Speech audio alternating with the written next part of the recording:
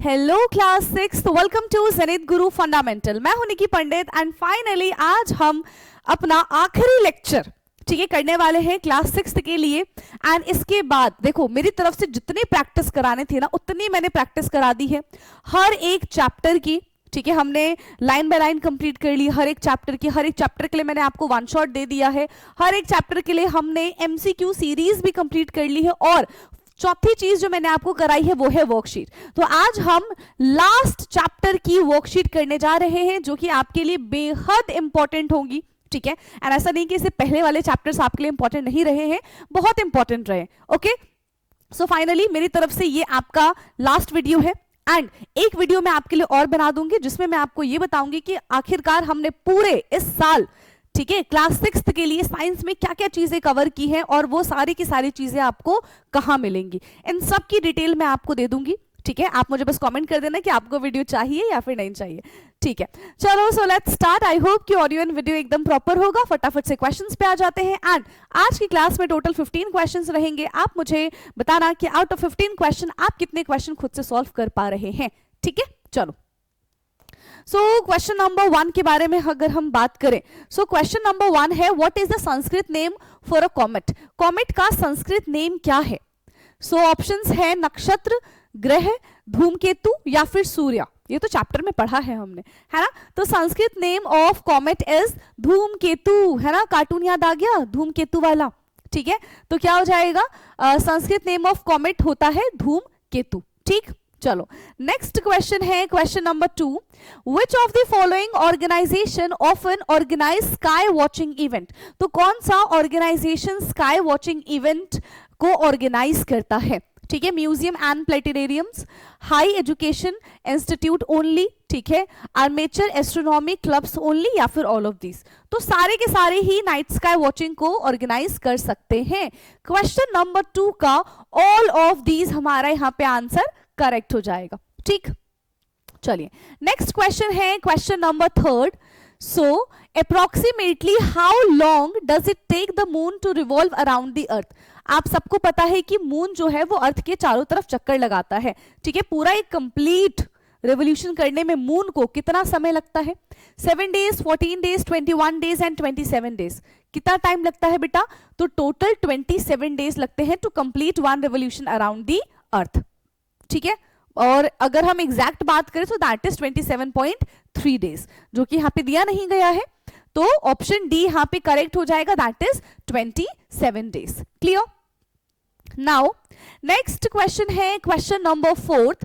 Which celestial body is about 100 times bigger than earth. कौन सा सेलेस्टिशियल body earth से 100 गुना बड़ा है in a diameter but appear small due to the vast distance. लेकिन वो दिखने में बहुत छोटा होता है। क्यों? क्योंकि वो हमसे बहुत दूर होता है। तो देखो अर्थ से 100 गुना बड़ा तो सिर्फ एक ही है। कौन है? Moon, Mars, sun and Jupiter. कौन हो जाएगा? That is sun, that is sun. और ये हमको इतना छोटा क्यों दिखता है? क्योंकि वो बहुत दूर है, बहुत बहुत बहुत दूर है। ठीक है, क्लियर? बिलियंस ऑफ किलोमीटर दूर है हमसे।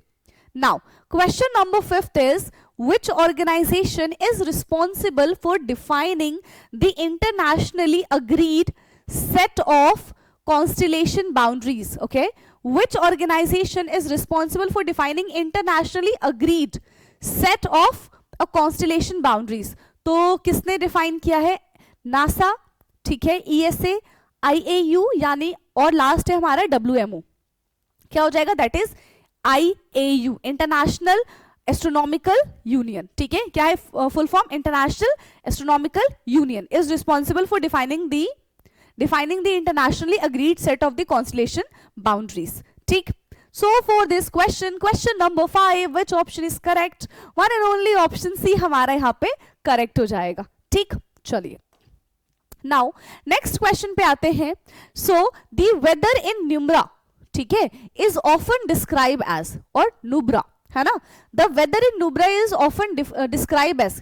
कैसा होता है वहां का weather? Humid and cloudy, rainy and stormy, dry and arid and cloud and snowing. कैसा होता है? दैट इज वेरी, कैसा हो सकता है? कोल्ड डेजर्ट क्लाइमेट होता है वहां का, है ना। इसको हम ड्राई एंड अराइड बोल सकते हैं। ठीक है, so question number 6 option C is the correct one. ठीक है, आ रहा है समझ में? आप सही कमेंट कर देना मुझे आंसर, ठीक है, वीडियो को पॉज करके। ओके चलो नेक्स्ट है हमारा, Nubra is a beautiful region in which the following state. Nubra कहां पर है? यस कहां है नुब्रा, जल्दी बता दो। हिमाचल प्रदेश, उत्तराखंड, जम्मू एंड कश्मीर या फिर सिक्किम? और क्या आप नुब्रा गए हो या नहीं गए हो ये भी मुझे बताओ। देखो बहुत ब्यूटीफुल सा रीजन है जो कि हमारे union territory Jammu and Kashmir में लोकेटेड है ना, लद्दाख रीजन में, right? So that is Jammu and Kashmir. So for this question option C हमारा करेक्ट होगा, ठीक है। नाउ नेक्स्ट क्वेश्चन पे आ जाओ। नेक्स्ट क्वेश्चन है क्वेश्चन नंबर 8। असर्शन है Venus is the hottest planet in the solar system. Venus hottest planet है सोलर सिस्टम का, यस। क्यों? क्योंकि इसकी सरफेस बहुत ज्यादा थिक होती है and it can absorb more heat, it can trap more heat. So yes this is true, ठीक है, this is true. Mercury is closest to the sun. हाँ मर्करी क्लोज है ही सन के, तो ये दोनों बातें तो एकदम सही है, बट ये दोनों बातें अलग अलग नहीं है। हाँ ये दोनों बातें अलग अलग है, तो यहां पे both A and R are true, but R is not the correct explanation of A, ठीक है, but R is not the correct explanation of A. R कोई करेक्ट एक्सप्लेनेशन ए का नहीं है, ठीक। नाउ नेक्स्ट क्वेश्चन है question number 9। Assertion है constellations are pattern of stars in a certain region of the sky. तो constellation क्या होता है? कॉन्स्टिलेशन एक पैटर्न है स्टार्स का, जैसे हम ओरियन बोलते हैं, उर्सा मेजर है, उर्सा माइनर है ना, बिग डिपर, लिटिल डिपर। तो ये सारे के सारे क्या है? ये सारे के सारे हम ऐसा बोल सकते हैं कि इमेजिनेशन है, एक पैटर्न है, ठीक है। तो हाँ ये बात एकदम ट्रू है, एकदम सच्ची है। Constellation are made by real physical lines present in space. तो ऐसा कोई लाइन नहीं होता, दे ऑल आर इमेजिनरी, ठीक है। तो ये बात तो इन्होंने गलत बोल दी भाई, है ना, ये बात तो इन्होंने गलत बोल दी। तो A is true but R is false. यहां पे क्वेश्चन नंबर 9 का ऑप्शन सी करेक्ट हो जाएगा, A is true but R is false, ठीक है। चलो next question, again assertion reason, ठीक है। सो क्वेश्चन नंबर 10 है, असर्शन में the pole star seems to be still in the north sky in the northern hemisphere. हाँ the pole star seems to be still in the north sky in the northern hemisphere. क्या हमको दिखता है? हाँ दिखाई देगा, हाँ दिखाई दे देगा, ठीक है। तो ये ट्रू है। The pole star is located directly above the north pole. बिल्कुल नॉर्थ पोल के ऊपर ही हमारा पोल स्टार होता है। तो ये भी नहीं, ये भी बात इन्होंने सही बोली, सही बोली, गलत नहीं बोली इन्होंने, सही बोली है, ठीक है, सही बोली है। और बिल्कुल नॉर्थ पोल पे ही होता है, इसी वजह से हमेशा हमको वो नॉर्दर्न हेमिस्फीयर में दिखेगा। तो दोनों के दोनों सही है विद द करेक्ट एक्सप्लेनेशन, ठीक है, विद द करेक्ट एक्सप्लेनेशन। चलो नेक्स्ट क्वेश्चन पे आ जाओ।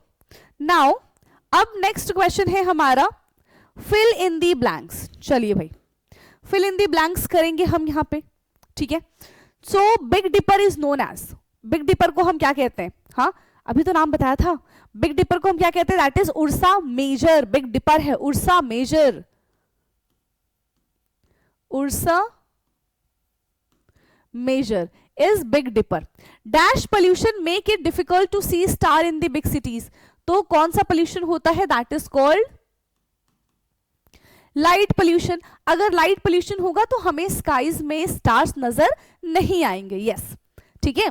Earth and Mars are dash in size and have a solid surface with rock on them. तो Earth and Mars के पास कैसा साइज होता है? सिमिलर साइज है इनका, ठीक है, are similar in size. Dash is the brightest object in the sky after the sun and the moon. sun और moon के बाद सबसे चमकने वाला ऑब्जेक्ट कौन सा होता है? तो sun and moon के बाद सबसे चमकने वाला ऑब्जेक्ट होता है हमारा वीनस, ठीक। Dash are natural satellite of the planet. हमारे पास कौन सा नेचुरल सैटेलाइट है? यस कौन सा नेचुरल सैटेलाइट है? That is moon is the natural satellite, ठीक है। The moon's surface show circular ball-like structure is called. Moon के surface पे circular ball-like structure उसको हम क्या कहते हैं? That is called craters. That is called craters. Now the sun and the planet are nearly dash in shape. The sun and the planet are nearly कैसे shape के होते हैं? Spherical shape के होते हैं। कैसे shape के होते हैं? स्फेरिकल शेप के होते हैं। The galaxy has million and billions of, galaxy के पास millions and billions of stars present होते हैं, ठीक है। गैलेक्सी के पास millions and billions of stars present होते हैं। क्लियर है? बढ़े आगे, चलो भाई। नाउ नेक्स्ट क्वेश्चन पे आ जाते हैं, question number 12। Okay, state true और फॉल्स। चलो, so stars shine with their own light. Stars अपनी लाइट की वजह से चमकते हैं, हाँ, ठीक है। स्टार्स के पास खुद की लाइट होती है जिसकी वजह से ये टिमटिमाते हैं। कहते हैं ना, तारे टिमटिमाते हैं, तारे चमकते हैं, ठीक है। वो टिमटिमाते हुए क्यों नजर आते हैं? Due to different refractive index. Now some group of stars appear to form a pattern which are not like shape of familiar things। तो यस, हाँ देखो, जो स्टार्स हैं, ठीक है, उनसे हम कुछ पैटर्न्स बनाते हैं, जो भी हमने उर्सा मेजर, उर्सा माइनर के बारे में बात की थी, है ना, जिसको हम big dipper and little dipper भी कहते हैं।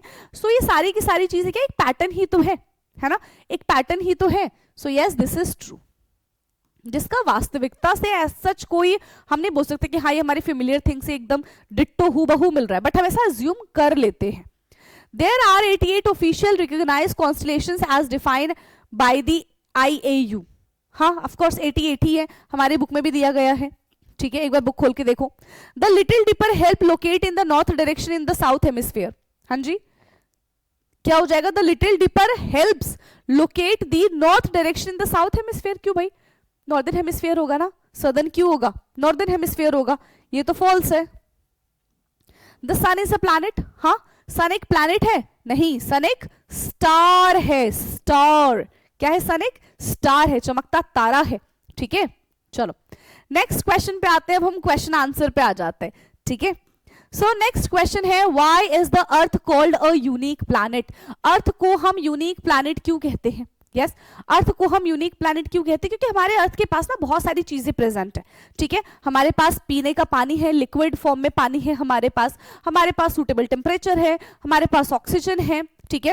एंड सन से राइट अमाउंट की दूरी है अर्थ की, ठीक है, और सॉइल है, लैंड है, सारी की सारी चीजें हैं। That's why our earth is unique, ठीक है। So earth is called unique planet because it only known planet who support life, ठीक है। Earth is called a unique planet because अर्थ को हम यूनिक प्लैनेट क्यों बोलते हैं? Because it is the only planet, it is the only planet, यही एक इकलौता प्लैनेट है, ठीक है, that support life, that support life. कैसे ये लाइफ को सपोर्ट करता है? क्या क्या चीजें हमारे अर्थ के पास प्रेजेंट है? यस, क्या क्या चीजें प्रेजेंट है? सबसे पहला, प्रेजेंस ऑफ वाटर, ठीक है, यहां पे लिख लो रीजन, ठीक है। कैसे ये हमारी लाइफ को सपोर्ट करता है, राइट? तो प्रेजेंस ऑफ वाटर, हमारे अर्थ के पास वाटर प्रेजेंट है, वो भी किस फॉर्म में प्रेजेंट है बेटा? लिक्विड के फॉर्म में प्रेजेंट है। तो earth has water in liquid form, earth has water in liquid form, in liquid form, which is essential for life, which is essential for life, जो हमारी लाइफ के लिए बेहद इंपॉर्टेंट है, ठीक है। अर्थ के पास सूटेबल टेम्परेचर है, अर्थ के पास क्या है? सूटेबल टेम्परेचर है, ना ही बहुत ज्यादा हमारा अर्थ हॉट है, ना ही बहुत ज्यादा कोल्ड है, ठीक है। तो it is neither too hot nor too cold, it is neither too hot nor too cold, ठीक है, ना ही बहुत ज्यादा ठंडा है और ना ही बहुत ज्यादा गर्म है। हमारे पास ऑक्सीजन है, एटमॉस्फेयर है, ठीक है, ऑक्सीजन एंड एटमॉस्फेयर, ऑक्सीजन है, एटमॉस्फेयर है, इससे क्या होगा? Yes, atmosphere contain oxygen for breathing and protect us from harmful rays. Atmosphere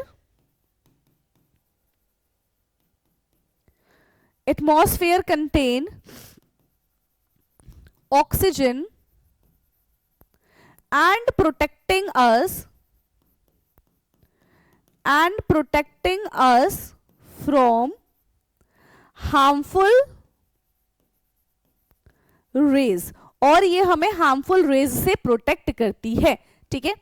next क्या है, right distance from the sun, this is very important, right distance from the sun, right distance from the sun, हमारे earth की जो दूरी है वो सन से एकदम राइट डिस्टेंस पे है, इसीलिए हम इसको क्या कहते हैं, यहाँ पे लाइफ जो है वो लाई करती है, that is called habitable zone, ठीक है। It lies in the habitable zone, it lies in the habitable zone, जिसको हम गोल्डीलॉक्स जोन भी कहते हैं, ठीक है। Allowing life exist, allowing life exist, ठीक है। और क्या हो सकता है, हमारे पास सॉइल है, हमारे पास लैंड है, सॉइल एंड लैंड, है ना। पेड़ पौधों के लिए हमारे पास सॉइल है, हमारे खुद के रहने के लिए हमारे पास जमीनें हैं, ठीक है। तो soil for growing plants and land for supporting living organisms, soil for growing plants and land for supporting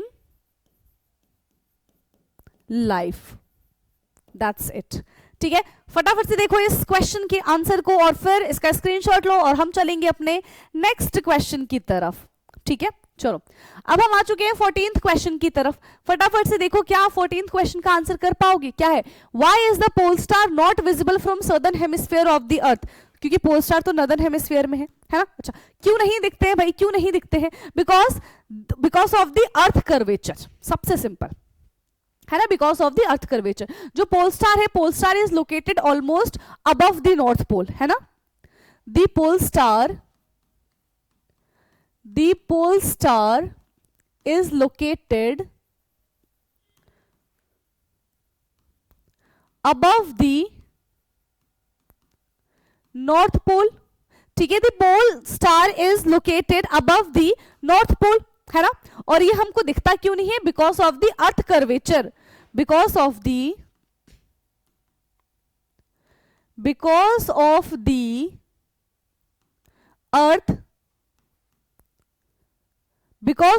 earth curvature, ठीक है। जो लोग रहते हैं सदर्न हेमिस्फीयर में, ठीक है, उनके लिए क्या हो जाएगा, नॉर्थ पोल जो है उनके लिए बहुत दूर हो जाएगा, that is very away from the that is very away from that people, है ना। सो दे आर फेसिंग कि भाई उनको तो नहीं दिख पाएगा, रीजन क्या बता रहे हैं, अर्थ का कर्वेचर ऐसा है, ठीक है। So because of the earth curvature people in southern hemisphere, because of the earth curvature people in southern hemisphere are facing away from the north pole, facing away from the north pole, facing away from the north pole, therefore, है ना, therefore the pole star lie below the horizon and cannot seen from the most of the places, है ना। इस वजह से हमको बहुत सारी जगह से ये नॉर्थ पोल देखने के लिए नहीं मिलता है, ठीक है। therefore the pole star lies below the horizon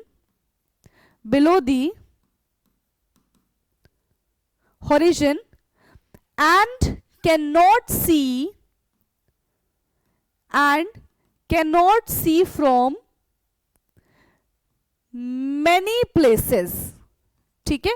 और हमें काफी सारी जगहों से नहीं देखने के लिए मिलता है, खास करके इन सदर्न हेमिस्फीयर, ठीक है, इन दी सदर्न हेमिस्फीयर, इन दी सदर्न हेमिस्फीयर। क्लियर है, कहां से दिख जाएगा, हमें नॉर्दर्न हेमिस्फीयर से आराम से विजिबल हो जाएगा, ओके। चलो नेक्स्ट क्वेश्चन पे आते हैं एंड लास्ट क्वेश्चन है आज की क्लास का। Why is moon can not consider a planet? Moon को हम प्लैनेट कंसिडर क्यों नहीं करते? यस, मून को हम प्लैनेट कंसिडर क्यों नहीं करते? क्या रीजन है? क्योंकि देखो, it is not revolve around the sun, है ना, वो सन के डायरेक्टली रिवॉल्व नहीं करता, पहली चीज, जबकि सारे के सारे प्लैनेट सन के इर्द गिर्द घूमते रहते हैं। ठीक है, मून जो है एक नेचुरल सैटेलाइट है। ठीक है, और हम क्या बोल सकते हैं कि it is not an independent celestial body like other planet. ठीक, तीसरा क्या, इसके पास खुद की लाइट नहीं है, तो ये लाइट को रिफ्लेक्ट नहीं कर पाएगा, जस्ट लाइक जो बाकी के जो प्लैनेट्स होते हैं, ठीक है, वो सन की लाइट को क्या करते हैं, रिफ्लेक्ट करते हैं। तो इसके पास क्या है, इसके पास खुद की लाइट नहीं है, लाइट को रिफ्लेक्ट नहीं कर पाएगा, इसीलिए मून को हम एज अ प्लैनेट कंसिडर नहीं कर सकते। ठीक है, so the moon is not considered as a planet, the moon is not considered a planet. क्यों कंसिडर नहीं करेंगे प्लैनेट की तरह? पहला रीजन क्या है? यस, सबसे पहला reason, it does not revolve around the sun. It does not revolve around the sun. ये सन के इर्द गिर्द नहीं घूमते हैं लाइक प्लैनेट। ठीक है, it does not revolve around the sun like planet. ठीक है, it revolve around the earth. It revolve around the earth. ये किसके इर्द गिर्द घूमता है? ये अर्थ के इर्द गिर्द घूमता है ना। It revolve around the earth while planet revolve around the sun.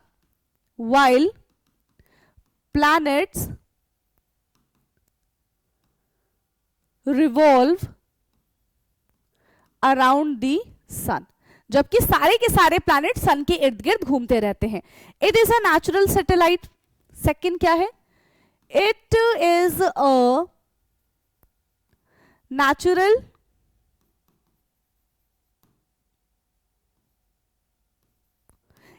A natural satellite. ठीक है, एक minute.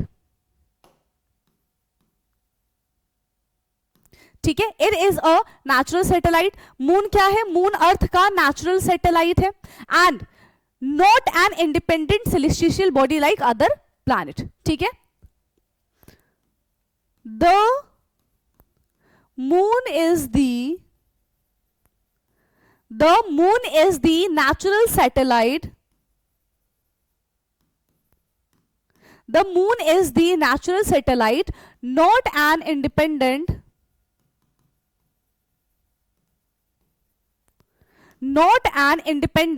celestial body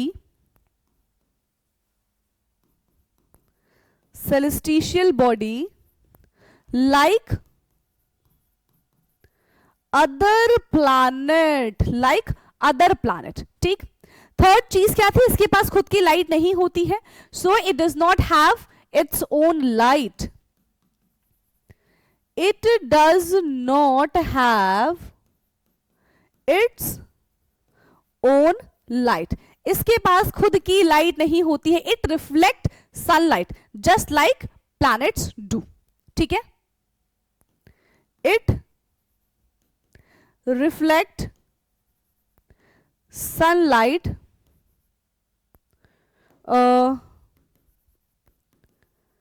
just like planet do. ठीक है, तो ये सारे के सारे रीजंस है. इस वजह से मून कभी भी एज अ प्लैनेट की तरह बिहेव नहीं कर सकता. ठीक है, तो फटाफट से इसका स्क्रीनशॉट लोगे और फिर हमारा ये वर्कशीट हो जाएगा कंप्लीट. ठीक है, चलो, तो इसके बाद सारी की सारी चीजें हमने कंप्लीट कर ली है एंड आप मुझे कमेंट करके ये भी बताना कि आपका साइंस का एग्जाम कब होगा. ठीक है, या फिर आपका साइंस का एग्जाम हो चुका है. दोनों चीजें मुझे बता देना कमेंट करके. ओके, सो लेट्स सी कि अब हमारी मुलाकात कब होती है. ठीक है, बाकी जो भी बातचीत करनी होगी आप कमेंट कर देना, मैं आपका रिप्लाई कर दूंगी. चलो, so thank you so much, है ना, और बहुत मन लगा के बहुत अच्छे से एग्जाम देना. Best of luck. Bye bye, take care and thank you so much.